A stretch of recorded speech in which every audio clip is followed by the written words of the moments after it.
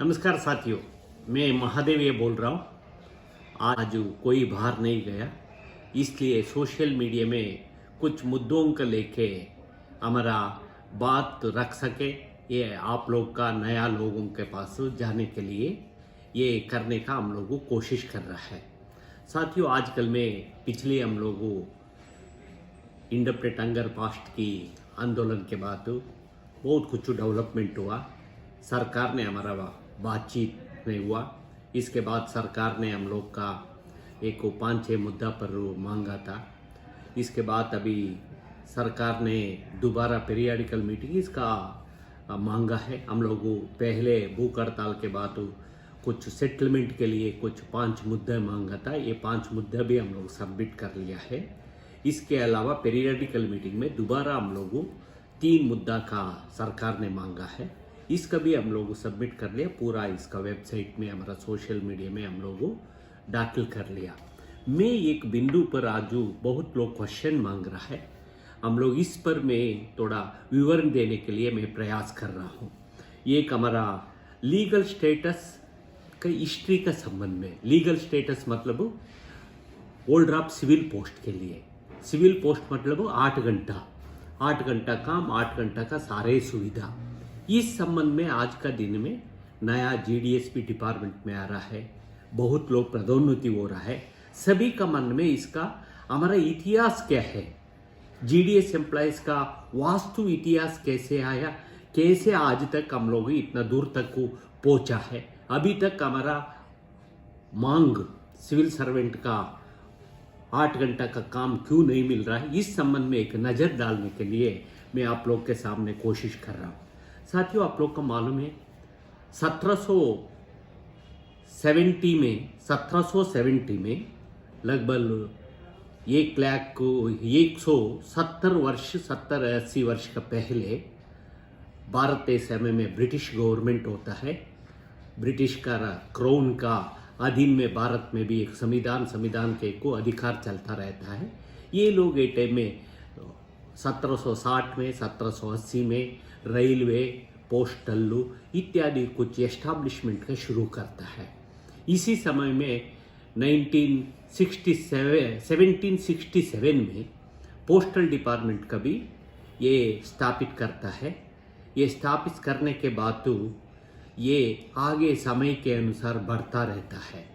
आपको मालूम है, इसी के अनुसार 5-6 साल के बाद तो एक्स्ट्रा ऑनोरियर एम्प्लॉयज करके ईडी एम्प्लॉयज बोला जाता था। आज ग्रामीण डाक सेवक का ये ईडी ऑनोरियर एम्प्लॉयज करके एक ऑनोरियम सिस्टम के बेस पर ईडी सिस्टम का ब्रिटिश लोगों 1770 में ये लेके आता है। इसके बाद तो समय बदलता है, आज़ादी बढ़ता है। आज़ादी में भी हमारा लोग ईडी एम्प्लॉयज एक टाइम का ईडी एम्प्लॉयज भाग लेता है। कर्नाटक वगैरह में कुछ लोगों पारसी का भी हो जाता है। एक कर्नाटक में एक रायण्णा करके एक बड़ा आंदोलन है, उनके ऊपर बड़ा इतिहास है। ये भी एक ईडी का रनर का काम करता रहता है, उनको फांसी होता है। आज भी उन्होंने हीरो है इन कर्नाटक का इतिहास के अंदर पूरा साउथ का इतिहास में। इसी तरह हमारा जीडीएस एम्प्लॉयज को आंदोलन में अदर इधर उनसे कैसे होता है, इससे मदद करके चलता रहता है। 1947 में आज़ादी होता है। आज़ादी के बाद तो ये हमारा जीडीएस का, आज का जीडीएस का एटे में ईडी एम्प्लॉयज का लगभग 47,000 पूरा अनडिवाइडेड इंडिया में, मतलब एटे में पाकिस्तान में भी, हमारे हिंदुस्तान में था, इंडिया इधर एक तरफ से बांग्लादेश का, सारे मिला के ये टाइम में 47,000 होता है। बांग्लादेश का होने के पहले पाकिस्तान के साथ तो कुछ हज़ार जीडीएस होता है। ये आज़ादी का 1947 में आज़ादी इंडिया के साथ 27,000 जीडीएस एम्प्लॉयज इंडिया में रह जाता है। इसके बाद तो ये इसका पहले 1946 में ब्रिटिश गवर्नमेंट में पहले पे कमीशन का गठित करता है। ये पहले पे कमीशन में टर्म्स एंड रेफरेंस में ईडी एम्प्लॉयज भी शामिल होता है। परंतु आज़ादी होने के बाद तो आज़ाद भारत के सरकारों ने ये टाइम में ब्यूरोक्राट्स ने खासकर ईडी एम्प्लॉयज़ के लिए ये टाइम में 25-12 रुपए तनख्वाह मिलता है। इसका 25 रुपए करने के लिए रिकमेंडेशन करता है फर्स्ट पे कमीशन ने। और 1946 का फर्स्ट पे कमीशन में हमारा टाइम फैक्टर आज का पॉइंट सिस्टम भी अनसाइंटिफिक बोला जाता है। ये टाइम में फर्स्ट पे कमीशन ये बोलता है ये कर्मचारी अपॉइंटमेंट होने के बाद भारत सरकारों कोई विभाग के कोई जगह में काम करने हो तो उनको चल के अटेंडेंस रजिस्टर में साइन किए हो तो काम लेने का काम उन एडमिनिस्ट्रेशन के ऊपर होता है। इसलिए ये पॉइंट सिस्टम अनसाइंटिफिक करके पहले पे कमीशन बता देता है, परंतु इस फर्स्ट पे कमीशन का लागू नहीं होता। ये ईडी एम्प्लॉयज के लिए ये बेनिफिट नहीं मिलता, आज तक भी अधूरे में है हम लोगों को। इसके बाद तो 10 साल ऐसे चुप हो जाता है, ईडी के संबंध में कोई पूछता नहीं, जीडी के संबंध में टाइम में कोई आंदोलन नहीं, कोई संगठन नहीं। हम लोग अधर इधर P3 P4 के साथ कुछ संघर्षों में अधर इधर भाग लेके साथ में रहता है। इसके बाद 1967 में 66-67 में राजन कमेटी एक को गठित करता है। राजन एक को डीडीजी था, पोस्ट एंड टेलीकॉम का ऑफिसर। उन्होंने 2 साल पूरा ये देश का स्टडी करने के बाद उन्होंने कर्मचारी का स्टेटस नहीं देता है, उन्होंने तनख्वाह बढ़ाने का बात नहीं करता। फाइनली उन्होंने ऑनोरियम 50 पैसा बढ़ाने के लिए बोलता है, 50 पैसे। ये देश में इसका भी चुपचाप हो जाता है। फिर 70s में दोबारा एक कमेटी आता है,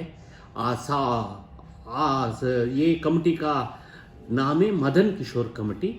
मदन किशोर कमेटी ये भी डीडीजी लेवल का पोस्ट एंड टेलीग्राम का ऑफिसर होता है। उन्होंने पूरा 1 साल देश घूमने के बाद उन्होंने डिपार्टमेंट एटीएम का पोस्ट एंड टेलीग्राफ एडमिनिस्ट्रेशन का मध्यांतर रिपोर्ट देता है। इस रिपोर्ट में बोलता है जीडीएस एम्प्लॉयज मतलब ईडी एम्प्लॉयज ये टाइम में ये अनएम्प्लॉयमेंट के कारण पूरा इधर काम करने के लिए ग्रामीण क्षेत्र और इस क्षेत्र से आ रहा है, इसलिए उनको 100% तनख्वाह देना चाहिए, मतलब 8 घंटा का काम देना चाहिए, 8 घंटा का देना चाहिए करके उन्होंने मध्यांतर रिपोर्ट में देता है। इसके बाद ये टाइम में पीएनटी बोर्ड ने उनको बुला के पूछता है, वार्न करता है ये टाइम का डीजी ने, आप यदि डिपार्टमेंट में काम करना हो तो आप ठीक ठाक रिपोर्ट देता, नहीं हो तो आप रिजाइन करो करके बोलने के बाद तो फाइनल रिपोर्ट में बोलता है मैं देश भर में घुमा गया, परंतु जीडीएस एम्प्लॉयज का गांवों में कम रेट में सब्जी मिल जाता है, कम रेट में अनाज मिल जाता है, इसलिए अभी ये मैं बोलता मुझे उनको 100% तनख्वाह देने का जरूरत नहीं है, इवन 70-80% तनख्वाह दे दिए हो तो भी उनको चलेगा करके उन्होंने सिफारिश करता है। फाइनली इसका भी लागू नहीं होता। बाद में इसका तनख्वाह 30-40-50 हज़ार रुपए कुछ होता है। ये सिस्टम यही में जीडीएस एम्प्लॉयज का मतलब आज का जीडीएस एम्प्लॉयज का एक वर्चस्व उनको ऊपर पढ़ा लिखा लोग है। आज का दिन में बहुत पोस्ट ग्रेजुएट स्टूडेंट हर क्षेत्र का हर बहुत एफिशिएंट जीडीएस आज पोस्टल डिपार्टमेंट में आ रहा है, कंप्यूटर में काम कर रहा है, मोबाइल में, इवन डिपार्टमेंट से अच्छा हमारा जीडीएस एम्प्लॉयज का कार्यभार आज अच्छा चला रहा है। परंतु ये टाइम में ये कमेटियों में लिखा जाता था ईडी एम्प्लॉयज का हैंड राइटिंग अच्छा नहीं है, ये दबाव में ठीक से नहीं लिखता, उन्होंने ये ठीक करना चाहिए। इस तरह समय समय के अनुसार ये लोग क्रिटिसाइज सर पे ये करता है, परंतु कोई सुविधा नहीं देता। इसी के बाद तो सावूर कमेटी आता है 1977 में। हमारा राजम्मा गोकुलनंद दास का केस सुप्रीम कोर्ट में दर्जा होता है। देश भर में ओडिशा पूरा देश भर में लगभग 300 केसेस सुप्रीम कोर्ट तक पहुंच जाता है। क्या ये टाइम में ईडी एम्प्लॉयज का स्टेटस है, ईडी एम्प्लॉयज का अपॉइंटमेंट भी करता था और अगले दिन को उनको निकाल भी सकता था, क्यों शो कास्ट नोटिस भी नहीं देता था। पूरा देश भर से ये केस आने के बाद राजम्मा केस और गोकुलानंद केस के आधार पर सुप्रीम कोर्ट में लार्जर बेंच ने बोला जाता है ईडी एम्प्लॉयज का स्टेटस है ओल्डर ऑफ सिविल पोस्ट है, यदि 8 घंटा का नहीं हो तो 5 घंटा का ये पद ये वोल्ड ड्राफ्ट सिविल पोस्ट है, मतलब आज भी हम लोग 5 घंटे के लिए वोल्ड ड्राफ्ट सिविल पोस्ट है। ये टाइम में सुप्रीम कोर्ट ये बोलता है मास्टर एंड सर्वेंट का बीच में रिलेशनशिप है। जीडी एम्प्लॉयज का भी अपॉइंटमेंट एक ऑफिसर ने करता है, उनके ऊपर एडमिनिस्ट्रेटिव रूलिंग भी एक ऑफिसर होता है। यदि उनको शिक्षा देना हो तो उनको चार्जशीट और उनको कोई पनिशमेंट डिसमिस करने का काम भी एक ऑफिसर करता है। इसलिए ये मास्टर एंड सर्वेंट का रिलेशन है, ये वोल्ड ड्राफ्ट सिविल पोस्ट है। और ईडी एम्प्लॉयज का पहले भी 10 साल के पहले भी और 50 साल के पहले भी ईडी एम्प्लॉयज था, फिर उन्होंने रिटायर्ड हो गया, छोड़ दिया, मर गया, बाद में भी उनको अभी इसी पद पर दूसरे आदमी आके काम कर रहा है। इसलिए सुप्रीम कोर्ट ने 1977 में ईडी एम्प्लॉयज वोल्ड ड्राफ्ट सिविल पोस्ट 8 घंटा करना ही 5 घंटे के लिए बोलता है हमारा एडमिनिस्ट्रेशन का ये करने के बाद। आज इसके बाद फोर्थ पे कमीशन आता है। ये टाइम में हमारा फेडरेशन में केएल मोजा साहब सेक्रेटरी जनरल होता है, एटीए और ओपी गुप्ता पीपी, ये लोग एक मेमोरेंडम सब करता है।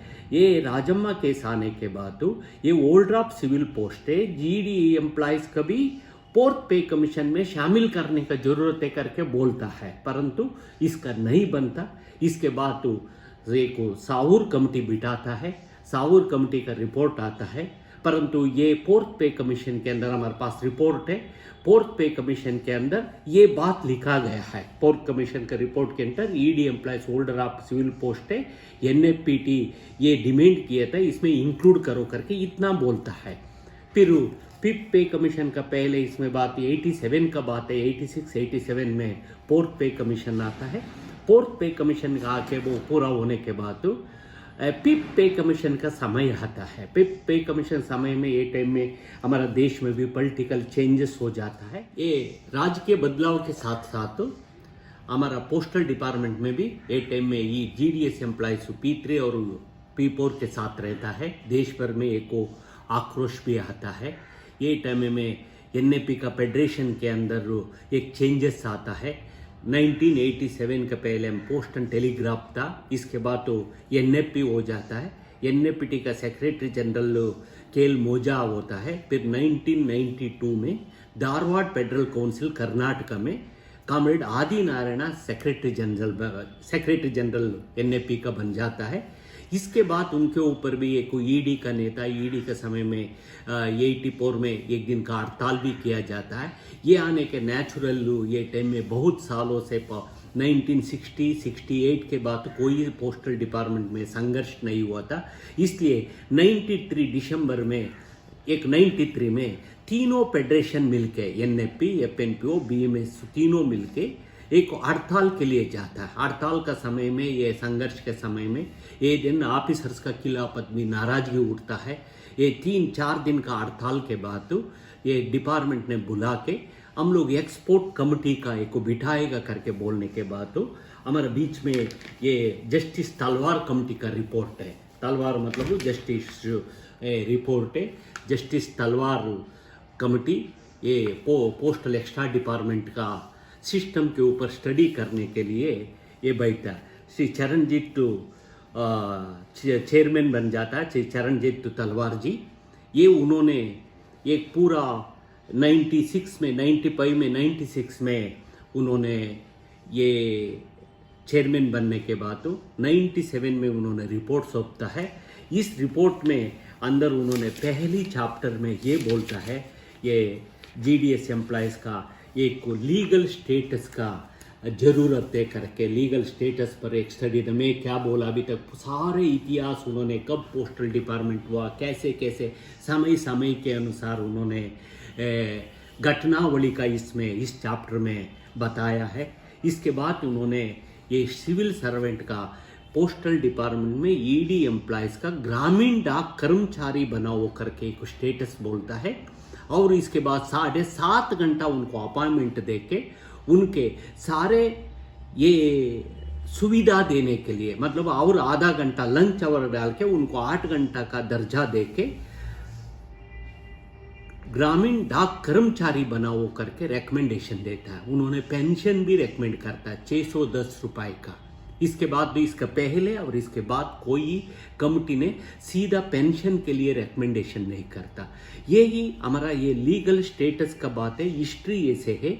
और पोस्टल इतिहास में हमारे पोस्टल आंदोलन में भी इसका लगातार खासकर 93 के बाद 93 में हड़ताल में हमारा एक फोकस होता है ईडी एम्प्लॉयज का, एक परिचय देश भर में वो ईडी एम्प्लॉयज भी है। इस पार्लियामेंट में ये टाइम में लेफ्ट का लीडर्स भी होता है, राज के यही बोला था ये टाइम में गीता मुखर्जी करके एक वेस्ट बंगाल से बहुत इंटेलेक्चुअल एक एमपी होता है, जुजुबी 600 रुपये 400 रुपये दे रहा है। ये टाइम में जीडीएस एम्प्लॉयज़ का ये केवल 420 मदन किशोर सावूर कमेटी के बाद 420 रुपये 413 रुपये 370 रुपये 270 रुपये से तनख्वाह होता है। 420 हाईएस्ट हो जाता है। कुछ कॉम्बिनेशन ऑफ ड्यूटी करने वाले का 635 रुपये होता है। इसके साथ छोटा इंक्रीमेंट लग के ऐसे चलता है। साथियों इसके बाद 96 में भी एक हड़ताल होता है बोनस के लिए। टाइम में देवेगौड़ा जी प्रधानमंत्री होता है। ये टाइम में इतना तक हम लोग 93 के हड़ताल में एज आज महादेवैया जीडीएस जनरल सेक्रेटरी, परंतु हम लोग कर्नाटक हमारा व्याप्ति में कितना था डिवीजन में हमारा सर्कल में हम लोग मेजर इस हड़तालों का सकपल बनाने के लिए कोशिश किया। आपको मालूम होगा 1996 में ये टेलीकॉम एम्प्लॉयज़ का और पोस्टल कर्मचारी का छोड़ के रेलवे के लिए बोनस का 2500 रुपये कर लेता है और ये पोस्टल और टेलीकॉम के लिए 1500 होता है। ये बहुत कम। ये टाइम में एक डिस्क्रिमिनेशन पोस्ट होता है। ये टाइम में 12 लाख कर्मचारी होता है पोस्ट एंड टेलीग्राफ में। पोस्टल में भी 3 लाख को जीडीएस एम्प्लॉयज होता है, 3,10,000 डिपार्टमेंट एम्प्लॉयज कर्मचारी होता है, लगभग 6,000 टेलीकॉम डिपार्टमेंट। ये टाइम में आज बीएसएनएल ये डीओटी ये टेलीकॉम का होता है। दोनों मिला के 12,000 ये टाइम में टेलीकॉम का सेक्रेटरी जनरल होता था ओपी गुप्ता, और हमारा एनएपी का ये टाइम में आदि नारायण वगैरह ये टाइम में मिलके ये कुछ 6 दिन का हड़ताल होता है। बाद में ये टाइम में इस गवर्नमेंट का देवेगौड़ा गवर्नमेंट का लेफ्ट पार्टी भी समर्थन होता है। इसमें ये हड़ताल में बीएमएस भी आता है, एफएनपीओ भी आता है और एनएपी मिलके और एनएपीटी भी मिलके ये स्ट्राइक सफल होने के बाद सारे कर्मचारियों का छुट्टी के साथ उनको लीव के साथ मिल करके उनको तनख्वाह कट नहीं होता। सिर्फ ईडी एम्प्लॉयज के लिए तनख्वाह कटौती होता है। परंतु क्यों हम लोग का ये टाइम में छुट्टी नहीं मिलता था। एक दिन आप कितना भी इमरजेंसी हो आप वो 1 घंटा यदि परमिशन पे जा सकता था, परंतु आपका छुट्टी का अधिकार लेजिटिमेट राइट नहीं था। फिर 98 में तलवार कमेटी का इम्प्लीमेंट करो करके हड़ताल होता है। एक तरफ से ये 98 का 11 दिन हड़ताल चलता है। फिर किसी में आखिरकार फाइनली कोई एक सेटलमेंट नहीं आया, कोई एक अश्योरेंस नहीं दिया गया। ये टूट जा तो टूटा नहीं, परंतु हम लोग 1 महीने समय चाहिए करके बोलने के बाद तो ये लोग समय दे देगा। हमारा गवर्नमेंट का और वो यूनियन के बीच में म्यूचुअल ट्रस्ट हो गया करके एक टाइम में सुषमा स्वराज मंत्री था, परंतु इसके ऊपर कोई नहीं होता। फिर ये इसके बाद आपको मालूम है हम लोग हमारा एक्स्ट्रा ये all India postal extra department employees union करके 97 में एक हड़ाक कमेटी होता है। 99 में कर्नाटक का कैवारा के अंदर एक ऑल इंडिया कॉन्फ्रेंस होता है। इस ऑल इंडिया कॉन्फ्रेंस में हम लोग मतलब एक 15 ऑफिस बीरर का पहले यूनियन गठन होता है, all India extra department employees union. आज यही ग्रामीण डाक सेवक का इतिहास यही all India postal extra department employees से शुरू होता है, क्योंकि इसके पहले यदि वर्किंग ईडी एम्प्लॉयज एक नेता बनने का अवसर मुझे मिला था। हाँ, बीएमएस और एफएनपी होता, परंतु ये लोग बड़ा लोग ईडी एम्प्लॉयज का नेतृत्व करता था। ये प्रूति करके बीएमएस का नेतृत्व करता था। हमारा हैदराबाद का वो बहुत सीनियर साथी है, उन्होंने HSG1 पोस्ट मास्टर था, नेशनल यूनियन का जनरल सेक्रेटरी हुआ करता था। परंतु ये कि जीडीएस एम्प्लॉयज वर्किंग एम्प्लॉयज नेतृत्व हम लोग संभालने के लिए एक ये डाक आंदोलन का एक मूवमेंट मुझे अवसर बनाया। इसके लिए हम लोग सिंसियर से और ईमानदारी से हम लोग कोशिश किया। इसके बाद 2000 के बाद तो 2000 में हम लोग 14 दिन का हड़ताल में जाता। मैं जनरल सेक्रेटरी बनने तक को ये हो जाता है, ये तलवार कमेटी का फुल एंड फाइनल हो जाता। तलवार कमेटी एक 5 इंस्ट्रूमेंट देता है। ये क्या, एक स्टेटस का संबंध में कोई उन्होंने बोलता नहीं, ये कर्मचारी का नाम भी चेंज नहीं करता, परंतु हम लोग ये को ग्रेचुटी का 8,000 रुपये करता है। पेंशन का बदले में ये लोग सेवरेंस अमाउंट करके 30,000 रुपये देता है। एक ग्रेचुटी, एक को ग्रेचुटी एक्स ग्रेशिया ग्रेचुटी बोला जाता है। इसके बाद तो एक सेवरेंस अमाउंट 30,000 रुपये देता है। और लीव का इसके बाद 10 दिन का पेड लीव के लिए ये होता है। ये मैं जनवरी में बना। इसके बाद तो क्लैरिफिकेशन वगैरह TRCA लेके आता है, टाइम रिलेटेड कंटिन्यूअस। ये भी सारा कन्याकुमारी से कश्मीर तक को और इधर से नॉर्थ ईस्ट इधर तक को मैं जनरल सेक्रेटरी बनने तक को कोई BPM के लिए 3 घंटे से ज़्यादा किसी का अपॉइंटमेंट ऑर्डर नहीं था। यही तलवार कमेटी आने के बाद तो 3 घंटा का एक स्केल दिया जाता है और 3 घंटा का 45 मिनट का एक स्केल दिया जाता है। तो ये अन्य GDS का ED पैकर के लिए 1200 रुपये देता है, 1220 रुपये। और GDS एम्प्लॉयज़ के लिए GDS BPM के लिए ये 1240 रुपये। और सेकंड स्केल 3 घंटा 45 मिनट के लिए 640 रुपये देते हैं। GDS MD के लिए ये भी 2-3 स्केल होता है, 2 स्केल में रखता है। ये 2 स्केल में एक पहले स्केल 1370 रुपये एक स्केल होता है और 1740 रुपये एक GDS MD, मतलब ये टाइम में EDDA बोलता है। ये EDDA GDS SP के लिए 1740 रुपये से स्केल देता है। इसमें भी बहुत अनामली होता है। इसके बाद हम लोग बहुत संघर्ष, भूख हड़ताल, धरना वगैरह करके आखिरकार हम लोग 2000 में एक ऐतिहासिक 14 दिन का, हम लोग 14 दिन बोलता है, कुछ लोग 13 दिन बोलता है, परंतु हम लोग 14 दिन तक था। परंतु ये टाइम में पोस्टल मूवमेंट में, आंदोलन में अधोगति हो गया। नेगोशिएशन के लिए तीनों सेक्रेटरी जनरल, इसके नीचे कुछ लोगों उनको ब्लैकमेल किया। ये बोलता हम लोग का वास्तव में ये दिन में वास्तव में हम लोग NFP के अंदर था। मैं P3 का जनरल सेक्रेटरी RN चौधरी जी और भगवान दास जी, ये लोग हम लोग फेडरेशन में अब बैठो रहा करके बोला था। परंतु संचार भवन में, डाक भवन में नेगोशिएशन होता, आपका जनरल सेक्रेटरी बुलाओ तो नहीं, हमारा जनरल सेक्रेटरी उपलब्ध नहीं है, अभी आप इधर नहीं आएगा बोला था। बाकी लोग था, बाकी ये सहमति नहीं बना, मतलब विथड्रा करने में रामविलास पासवान के सामने ये सहमति बने कारण ये लोग दोनों भी तीनों सेक्रेटरी जनरल एक होके विथड्रा के लिए सहमति बिताए बोलता है। फिर आगे आने के बाद NFP ये कुछ जनरल सेक्रेटरी का दबाव के कारण ये लोग, हम लोग का मालूम नहीं था, यही था ये कारण NFP एक दिन का हड़ताल पूरा आगे करना होता है। साथियों, इस हड़ताल में से भी हमारा कोई ज़्यादा फायदा नहीं आया। इसी में स्टेटस, लीगल स्टेटस का संबंध में ग्रामीण डाक कर्मचारी के लिए हम लोगों वकालत किया। ये मुझे रामविलास पासवान खुद मुझे फ़ोन करके बोला गया। अगले दिन सुबह तक कुछ लोग दबाव करके ग्रामीण डाक कर्मचारी का बदली में ग्रामीण डाक सेवक का निर्णय हो गया।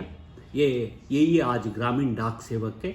साथियों, मैं अगली वीडियो में ये लीगल स्टेटस का संबंध में मैं 1-2 मिनट में हम लोगों में बोल के बढ़ता दे। जो आज भी हमारा संघर्ष जारी है, आज भी डिपार्टमेंट बोल रहा है। पिछली हमारा भूख हड़ताल के दिन नेगोशिएशन हुआ।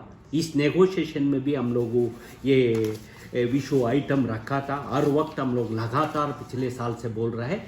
अभी उनके पास कोई बात नहीं, ये सब जुड़ी से बोल रहा है। पूरा पहले चार्टर ऑफ डिमांड में यही करता है।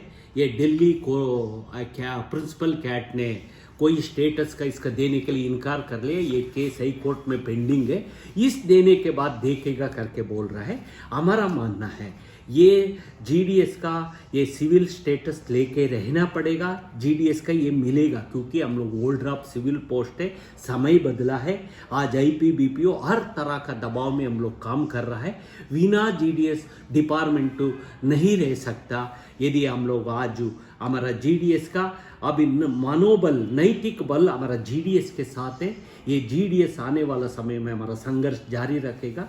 हम लोग लीगल स्टेटस का हासिल करेगा। कोर्ट में भी हम लोग का कुछ ये होता है, इतना बुरा परिस्थिति में नहीं है, परंतु आज का देश का राजकीय स्थिति, इवन राजकीय बदलाव गवर्नमेंट में बहुत कुछ प्राइवेटाइजेशन पर जा रहा है। इंडियन एयरलाइंस प्राइवेट हो गया, रेलवे लेलों का प्राइवेट कर रहा है, बीएसएनएल का आज हम लोग एक समय में ये दोनों भाई की तरह था, पोस्ट एंड टेलीकॉम आज बीएसएनएल हो गया, उनको कोई खरीद करने वाला नहीं बोलता है। इस तरह परिस्थिति में हम लोग हैं, परंतु हमारा ये है जीडीएसयू, हम लोग संघर्षित है। इस देश में ग्रामीण डाक सेवक को हमारा मंजिल तक को जाएगा। हम लोग लीगल स्टेटस पेंशन लेके रहेगा। अगली वीडियो में और ये आगे कुछ इश्यूज पर मैं आप लोग के बीच में आने का मैं कोशिश करूँगा। धन्यवाद।